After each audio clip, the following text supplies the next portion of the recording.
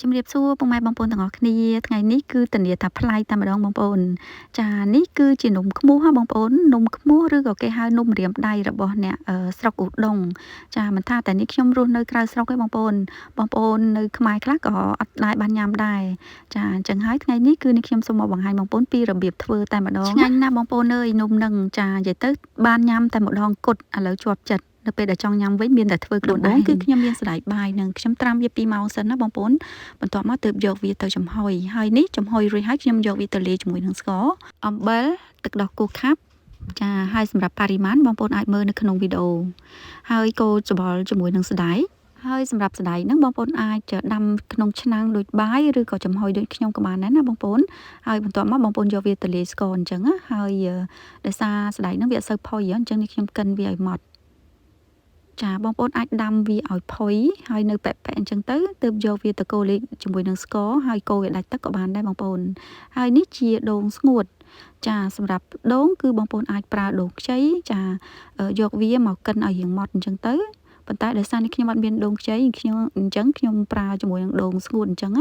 ចាប៉ុន្តែរសជាតិឆ្ងាញ់ណាបងប្អូនដូងស្ងួតគេនេះមិនមែនដូងស្ងួតអត់ជាតិស្ងួតទេណាបងប្អូនចានិយាយទៅវាស្ងួតមែនប៉ុន្តែរសជាតិនិងក្លិនវាគឺឆ្ងាញ់មែនតើចានិយាយទៅវាដូចដូងស្រស់ដែរដែលយើងយកទៅលីងណាចាគឺខ្ញុំចាក់ចូលក្នុងសណ្តែកហ្នឹងហើយច្បល់ចូលគ្នាឲ្យសព្វចាបន្ទាប់មកគឺខ្ញុំលុញវាចាបងប្អូនអាចទុកឲ្យវាត្រជាក់បន្តិចសិនក៏បានដែរហើយខ្ញុំយកវាមកលុញហើយរបៀបលុញហ្នឹងគឺបងប្អូនធ្វើចាបេះវាម្ដុំក៏បានចាយើងដួសជាមួយនឹងស្លាបព្រាក៏បានដែរហើយរបៀបលុញដើម្បីកុំឲ្យវាបែកបងប្អូនគឺយើងត្រូវលុញសណ្តែកហ្នឹងដូចធ្វើក្របខ្នុរចាបង្អែមក្របខ្នុរបងប្អូនចាគឺលុញបែបហ្នឹងទៅវាជាប់ទៅវាអត់រលុះហើយយើងលុញប៉ិននំចង្កឹះបងប្អូនចានិយាយទៅនំលុញឲ្យស្ដាងទៅកុំឲ្យក្រាស់ពេកតែនេះខ្ញុំលុញហ្នឹងរៀងចាក្រាស់ពេកហើយបងប្អូនឥឡូវនេះខ្ញុំទុកស្ដែកហ្នឹងមកឡាយសិននេះខ្ញុំមកលាយម្សៅចាម្សៅមាន3មុខហើយខ្ញុំលាយជាមួយនឹងស្ករសថែមទៀតហើយនឹងអំបិលហើយនេះជាលក្ខពណ៌លឿងបងប្អូនបើសិនជាបងប្អូនអត់ចង់ប្រើលក្ខពណ៌លឿងគឺបងប្អូនអាចប្រើជាមួយនឹងម្សៅល្មៀត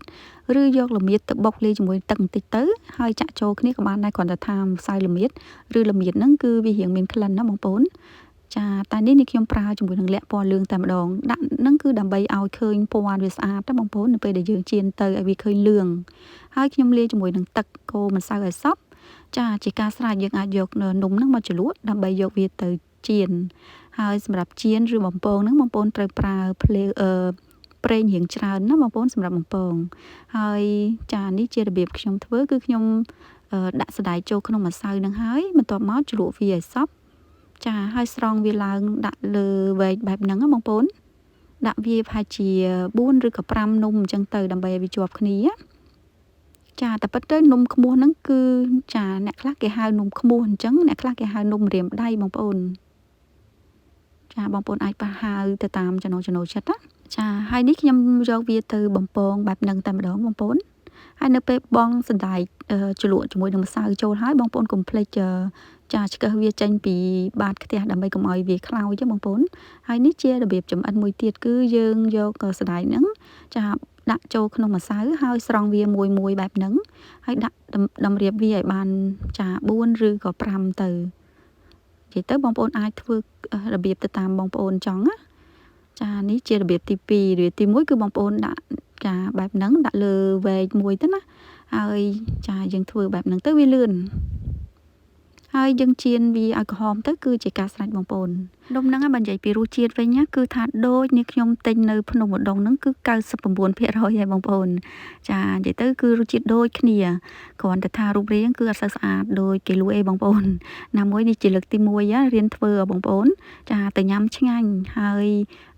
ដូចបងប្អូនដឹងស្រាប់ហើយនេះខ្ញុំរស់នៅប្រទេសបារាំងហើយបើសិនជាចង់ញ៉ាំនំហ្នឹងម្ដងទៀតគឺថាមានតែរៀនធ្វើខ្លួនឯងអញ្ចឹងណាហើយនំហ្នឹងបងប្អូននេះខ្ញុំទើបតែស្គាល់ខែមុនទេនិយាយទៅអត់ដែរឃើញអត់ដែរញ៉ាំសោះទើបតែទៅលេងឧដុង្គលើកទី2នេះទេបងប្អូនទើបចា